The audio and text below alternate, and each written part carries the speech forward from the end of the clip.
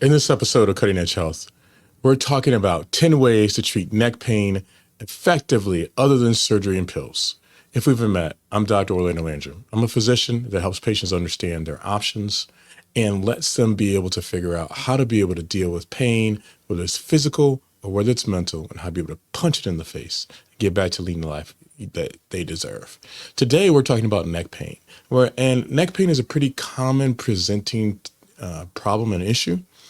And most of the time we find ways to be able to kind of treat it by either doing stretching, exercises, things like yoga, getting some rest, taking some NSAIDs like ibuprofen or Aleve, all those type of things to try to be able to see if we can make it better. But then we get to the point of getting into a slippery slope of taking pain medications that are prescription oriented, whether they're opioids or otherwise, or us talking about surgery for potential treatments that may give us benefit. Now, true, there are other treatments besides the 10 that I'm going to talk about right now. There are things like chiropractic care. There are other elements that can be able to be applied, whether it's deep tissue massage and pieces along that dynamic. But today we're going to talk about interventional procedures and kind of give you from an invasive to non-invasive options that may be fit and suitable for you. So the first thing that we're going to talk about from a non-invasive standpoint is something that is called EMTT or shockwave therapy. And it is not a shock, but more so it's the utilization of acoustic energy in order to be able to provide healing properties. It's one of the things that is actually incredibly interesting from a regenerative medicine standpoint, where we're seeing similar results to some treatment utilizations of PRP and prolotherapy.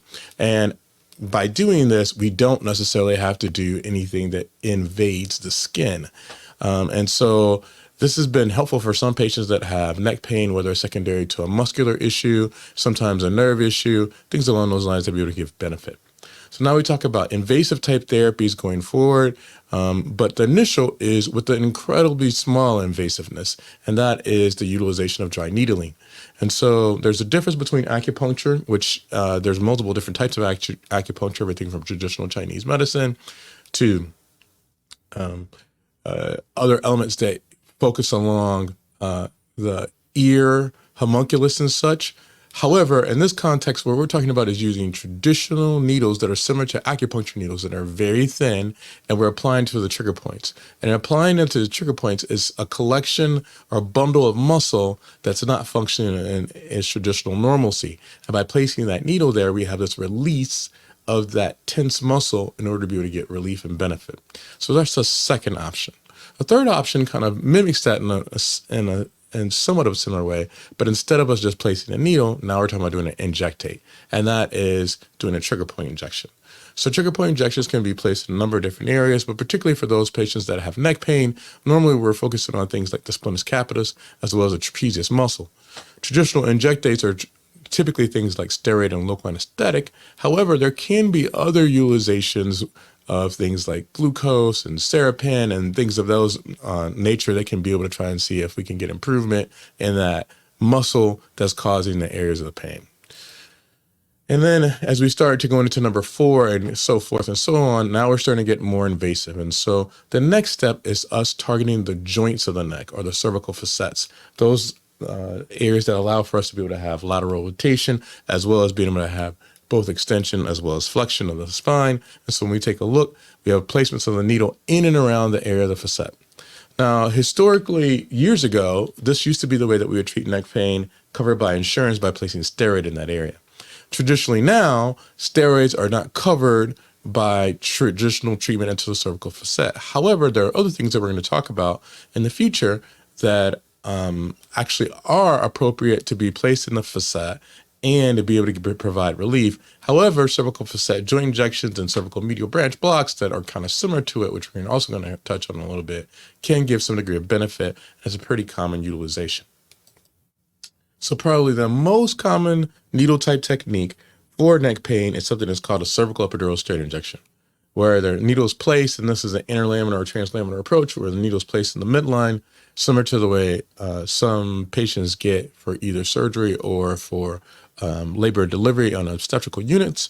And the needle's monitored by using fluoroscopy and a way to be able to see whether the needle's going off to the left and right and what the depth is. And then it's injected traditionally with steroid and a mixture of local anesthetic in order to try to provide benefit and relief. The thought process is that this is able to take tissue, potentially disc, but also some other tissues, and see if they can decrease the swelling impression that they may have in certain areas. Cervical epidural injections have had some degree of benefit, but there's some other things that may be a little bit more advantageous, efficacious, and we're going to talk about those things in a minute.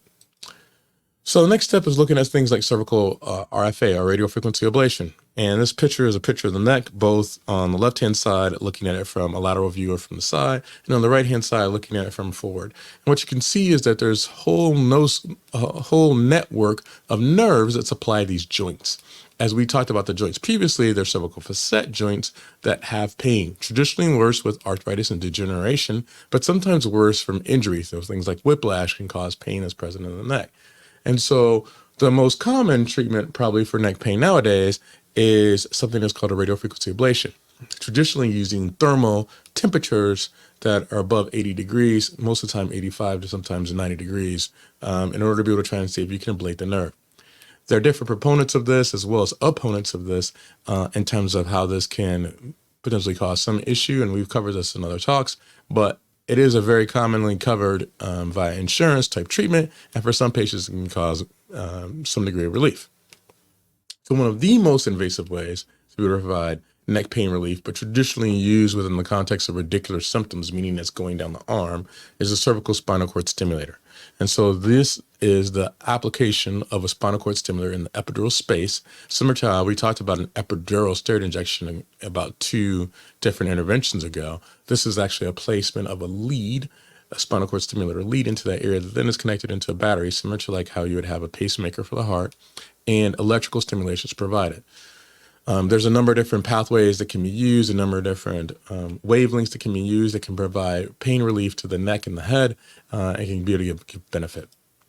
An offshoot of this is, as opposed to placing this in the epidural space, is a way to be able to place this within the context of the peripheral nervous system, whether it's exterior in the epidural area in the muscular regions, but there's different stimulation frequencies and patterns that have been shown to give benefit. This comes from the Sprint PNS treatment option that is placed in the area in the region that can provide relief to the cervical medial branch of the multifidus, which is one of the muscles that we've talked about before. That's a prominent muscle in the spine that can be able to provide pain relief if stimulated appropriately. And then one of the other options that we've talked about a number of years or so ago is ozone therapy. And so cervical ozone is traditionally applied by an anterior approach. So this is a lateral view of the spine, and we can see this needle coming in from the front. Now, the fact of the matter is the needle approach from the front, or actually in any way, whether it's posterior or lateral, has a whole host of different structures that can cause a lot of issues and problems. One of the probably most adept or svelte way of doing this is by using CT, a computer tomography or CAT scan, to be able to navigate that needle down in a safe way. But the application of ozone, or this highly oxygenated treatment, has shown to be, in certain studies, more efficacious than traditional steroid application, with less side effects that are associated with it. And then finally, number 10 is the utilization of orthobiologics.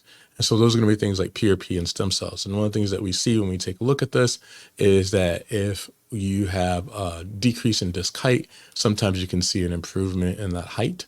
Sometimes you can see an improvement in that middle picture of the epidural bulge that is a disc that then has resorption back into the space.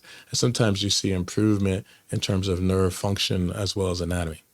So these 10 different strategies are strategies that can be able to provide relief for neck pain without having going down the path of surgery, some of which are traditional and non-invasive, some of which are a little bit atypical and can be able to provide relief that many people haven't heard about.